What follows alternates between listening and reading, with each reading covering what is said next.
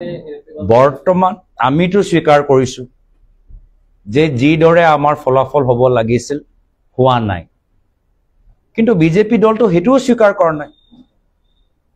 তেওঁৰ মতেতো সব ভাল, তেওঁৰ মতে এটা সব এনডিএ। প্ৰচাৰৰ সময়তো তেওঁ নিজে কৈছিল যে বিচিডিচিয়ে পইচা খালে, সেই সময়তো বিচিডিচি ইউপিপিএল হৈ গ'ল। এটা নিৰ্বাচনৰ ফলাফল এটা এনডিএ হৈ গ'ল। কোনটো সঁচা? যদি ইউপিপিএলও এনডিএ, বিজেপিও এনডিএ, তেতিয়া বিপিএফও এনডিএ, কিন্তু সেই নিৰ্বাচনী প্ৰচাৰৰ সময়ত বিচিডিচি যে পইচা খালে, মাটি ল'বলৈও মাটি পত্ৰ ল'লে পইচা দিব লাগে, তাৰমানে তেওঁ এনডিএ কথা কৈ আছিলে।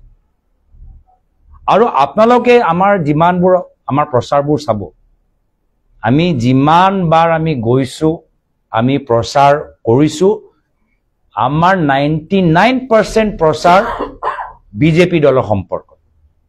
99% আমি বিজেপি দলটোকে আমি নিজৰ নিৰ্বাচনী প্ৰচাৰত সমালোচনা কৰোঁ। আৰু তাৰে প্ৰভাৱ আমি বিজেপি দলৰ সিটৰ সংখ্যাৰ ভিতৰত দেখা পালো, যে মানুহে আমাৰ প্ৰচাৰ গ্ৰহণ কৰিলে, সেইকাৰণে বিজেপিক নিদিলে। কিন্তু যেহেতু আমি দেৰিকে সংগঠনৰ কাম আৰম্ভ কৰিছো, আমাৰ প্ৰচাৰ দৰেহে তেওঁলোকে ভোটটো দিলে। ভোটটো আমাৰ সংগঠনটো আমি ইমান আগৰ পৰা আৰম্ভ নকৰাৰ কাৰণে আমাৰ নহয়, বিপিএফ দলটোক দিলে।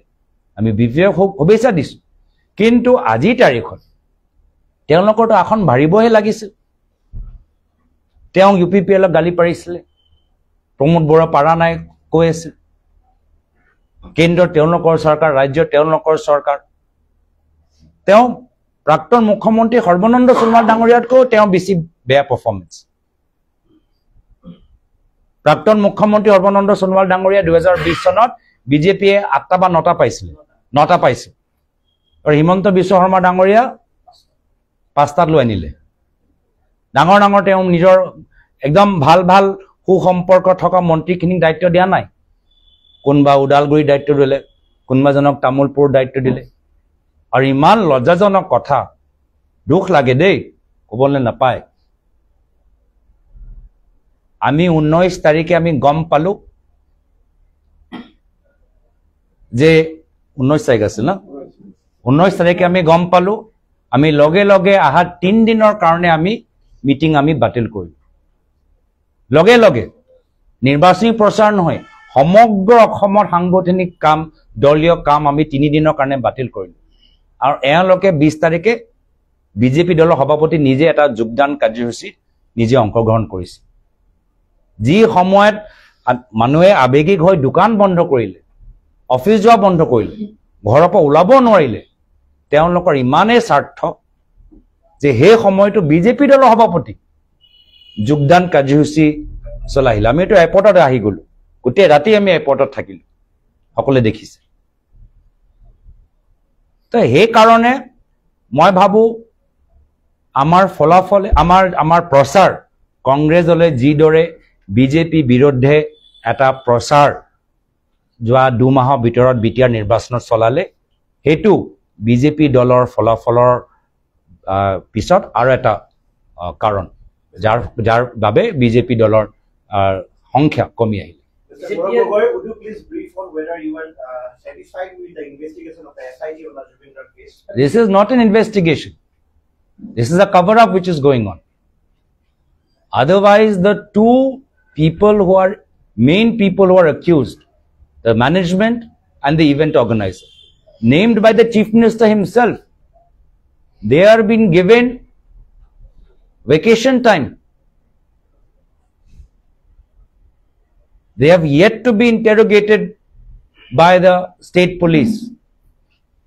The Chief Minister on camera is saying that due to puja, he is not calling them. Why are they being treated like VIP? Is it because the manager of Zubin Garg has very close ties to the BJP leaders in Jorhat? Or is it because the event organizer, Shyam Kanu Mohanta, has very close ties with BJP leaders in Delhi and Dispur?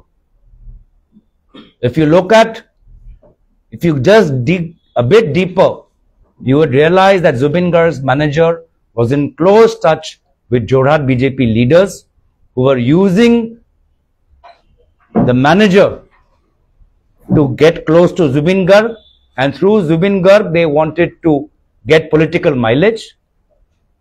And the other Shyamkanu Mohanto, if you look at the past events of this Northeast Festival, besides NDA chief ministers and BJP central ministers, you will not see any other representation from any other party.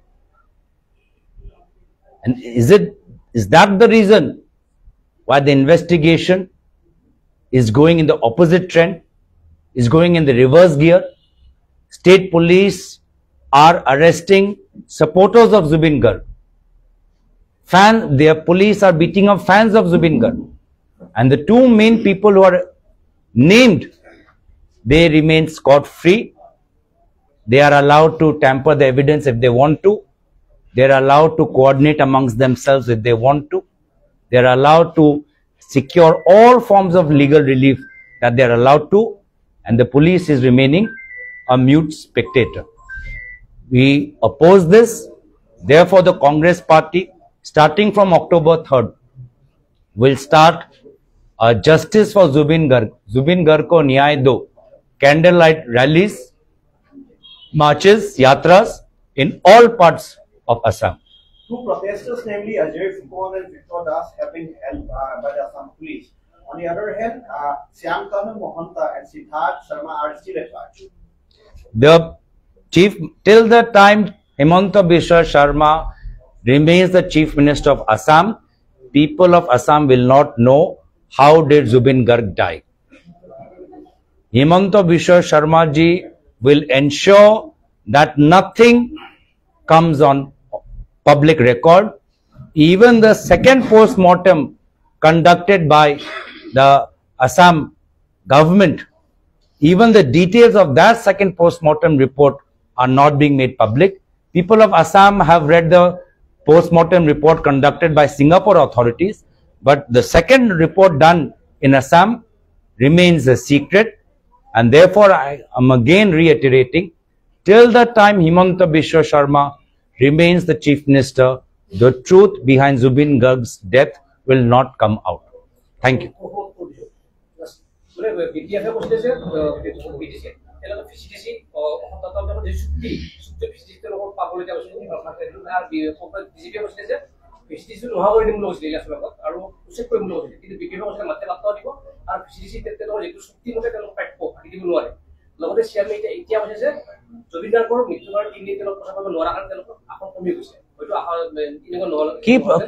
কি প্ৰচাৰ নকৰিলে 20 তাৰিখটো তেওঁলোকৰ ৰাজ্য সভাপতিয়ে ফিল্ডত আছিলে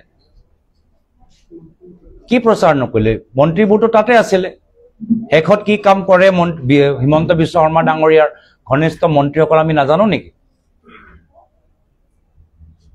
মই পুনৰবাৰ কৈছো যে তেওঁৰ বিফলতা আৰু তেওঁৰ ভ্ৰষ্মচুৰ আচৰণ যাকে লৈ তাকে ধ্বংস কৰে প্ৰথমে অগপক ধ্বংস কৰিলে এতিয়া ইউপিপিএলক ধ্বংস কৰিলে মোৰ বিনম্ৰ অনুৰোধ হাগ্ৰামা মহিলাৰী ডাঙৰীয়া প্ৰতি সাৱধান হৈ থাকক হিমন্ত বিশ্ব শৰ্মা ডাঙৰীয়াৰ এই ব্ৰহ্মচুৰ এই যে প্ৰভাৱ তেখেতৰ গাতত নপৰে তেখেতৰ গাত নপৰে এটো মোৰ ফলৰ পৰা অনুৰোধ থাকিলে মই জানো তেওঁ খুব ৰাজনৈতিকভাৱে অভিজ্ঞ কেনেদৰে দলটো নেতৃত্ব দিব লাগে তেওঁ ভালদৰে জানে আৰু আমাৰ কংগ্ৰেছ দলৰ 99% আমি যে প্ৰচাৰ সব আমি বিজেপি বিৰুদ্ধে আমি ইউপিপিএল আৰু বিপিএফ নিজৰ নিৰ্বাচনী বক্তৃতাত তেওঁ দুটা দলৰ ওপৰত আমি বেছি কোৱাই নাছিল বিশেষ আমি বিজেপি দল